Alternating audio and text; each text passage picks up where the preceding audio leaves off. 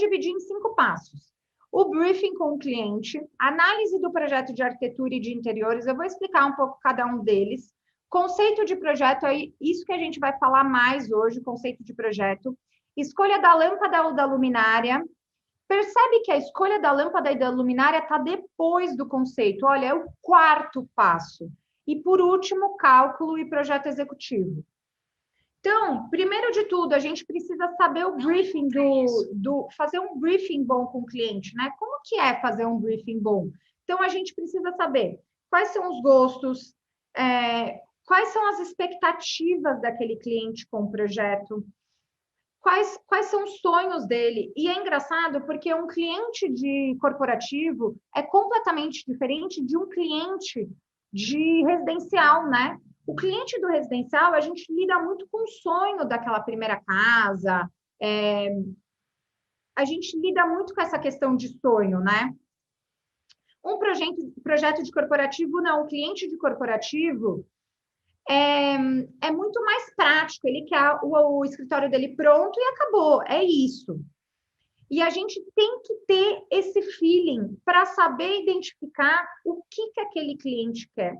Porque não adianta você ter um cliente de corporativo e aí você começa a falar de sonho, de primeira casa, não vai conectar, não é isso que ele quer, né? Então, a gente tem que primeiro identificar, e também uma coisa que eu falo sempre, identificar o nível de consciência de cada cliente. Qual que é o nível de consciência daquele cliente? Porque existem 3 tipos de cliente, eu dividi entre 3 tipos. O cliente que não sabe que tem um problema, e isso vai te ajudar muito no briefing, na hora da negociação, na hora de explicar também o projeto. Anota isso. A gente tem 3 tipos de clientes, tá? O cliente que não sabe que tem um problema, então ele não sabe que a iluminação dele é ruim, que placa de LED ofusca, que aquela iluminação branca impacta na qualidade, na saúde e bem-estar. Ele não sabe que ele pode ter algo melhor, ele não sabe que ele tem um problema. Então, a gente tem esse nível de cliente, por isso que a gente fala que são 3 níveis de consciência, né? A gente tem o cliente do meio ali, que ele sabe que ele tem um problema, mas ele não sabe como resolver, então ele sabe que a iluminação dele não é boa, ele sabe que a qualidade daquela luz não está legal, ele sabe que luz branca no quarto não pode, e não pode não é só pelo fato da estética, gente. E não pode porque quanto mais... Se você fica exposta a uma luz muito branca após as 18 horas, impacta na sua produção de melatonina. O que é a melatonina? O hormônio do sono. Então, pode impactar no seu ciclo do sono. É muito importante que você saiba isso. Criou-se um nicho dentro da iluminação, que é a iluminação centrada no ser humano, só para falar sobre isso, entregar a luz certa, no horário certo, no momento certo, na intensidade certa para você conseguir exercer as suas atividades com mais clareza. E tem o cliente que ele sabe que ele tem um problema, que ele sabe que tem uma solução e que ele está pronto. Ele está pronto para você fazer um projeto para ele. E por que você tem que identificar esses clientes? Porque fica muito mais fácil de explicar. O cliente que ele já sabe que ele está pronto, que ele sabe que ele tem problema e que ele sabe que você é a solução dos problemas dele, ele não quer ficar muito... sabendo de detalhe disso, que você deu uma aula para ele de conceitos luminotécnicos, ele não quer. Ele quer que você faça o projeto. Então, o seu esforço é muito menor, tá? Seu esforço de convencimento.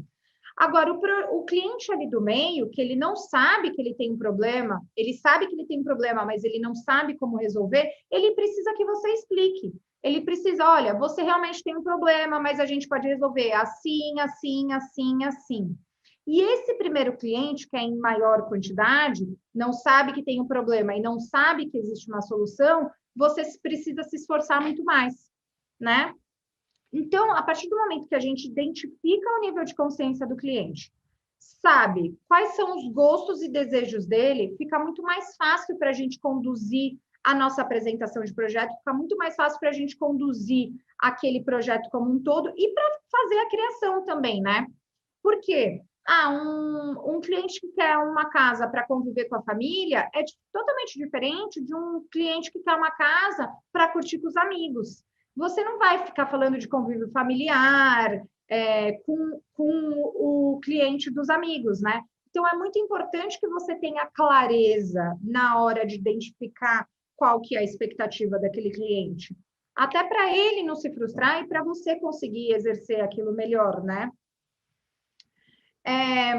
Outro ponto muito importante também, a gente tem que entender qual que é o estilo daquele cliente, o que ele gosta, o que ele não gosta. Uma dica que eu sempre dou faz uma pastinha no Pinterest, pede para ele salvar tudo que ele gosta. Então, ele salva looks que ele gosta, ele salva viagens que ele mais gosta, restaurantes, porque aí você vai conseguindo entender qual que é a vibe desse cliente, quais são os gostos, quais são as preferências. E, gente, numa conversa, é muito diferente você chegar para uma pessoa e falar assim, qual tipo de luz você gosta? A pessoa vai falar assim, meu Deus, sei lá, que tipo de luz eu gosto? Não sei. E você chegar e falar assim, que legal, e aí? Você gosta de viajar para onde? Para onde você gosta de ir? Quais são os seus restaurantes preferidos? Você vai conseguindo pescar as coisas. A gente, arquiteto, tem que ser um pouco psicólogo também, eu falo, né? A gente tem que ter delicadeza na hora de conseguir tirar as informações. E numa conversa, naquele momento do cafezinho, você consegue todas as informações que você quer, você consegue tirar todas as informações que você quer.